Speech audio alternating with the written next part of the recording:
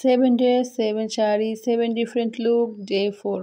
আসসালামু আলাইকুম, কেমন আছেন সবাই? আশা করি সবাই খুব ভালো আছেন। Welcome to my new brand new blog.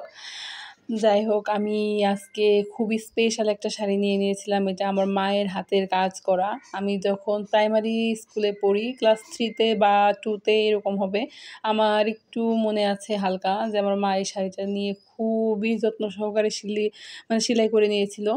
তার হাতেরই নিপুণ কাজে শাড়িটা খুব সুন্দরভাবে সেজে উঠেছিল। তখন থেকেই কেন যেন এই শাড়িটার প্রতি আমার আকর্ষণ ছিল। ছোটোবেলায় এভাবে পরতে পারতাম না, খুব টানাটানি করতাম, কিন্তু বড় হওয়ার পরে আর এই শাড়িটা ওইভাবে পরা হয় নাই।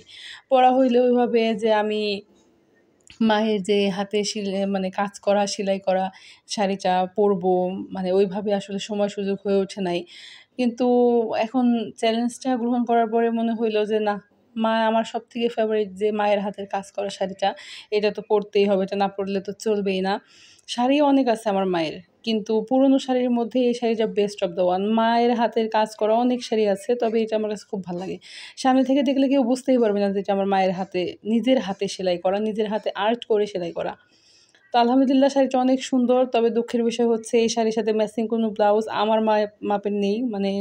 ইদানিং আমি খুবই বেশি মোটা হয়ে গেছি, যার কারণে মায়ের কোনো ব্লাউজ আমার হয় না। আর এই শাড়িটা অনেক আগের সেহেতু সেই ব্লাউজ তো আমার হওয়ার কথাই না, প্রশ্নই আসে না। তো যাই হোক, যেমন তেমন করে একটা ম্যাচিং করে ব্লাউজ পরে নিয়েছি। তো আমার শাড়িটা পরার মেইন উদ্দেশ্য ছিল, তার জন্যই পরা আসলে। যাই হোক, এই লুকটা ক্রিয়েট করে আমি খুব হদ্দদত্ত হয়ে গেছিলাম আর কি স্টাইল করব, কি করব না করব। আমার শাড়িটা দেখানো ছিল মূল উদ্দেশ্য, সবাইকে দেখাই আমার মায়ের হাতের শৈল্পিক কাজগুলো। আমার মা সব ধরনের জিনিসে এক্সপার্ট। মায়েরা মনে হয় এমনই হয়, তাই না?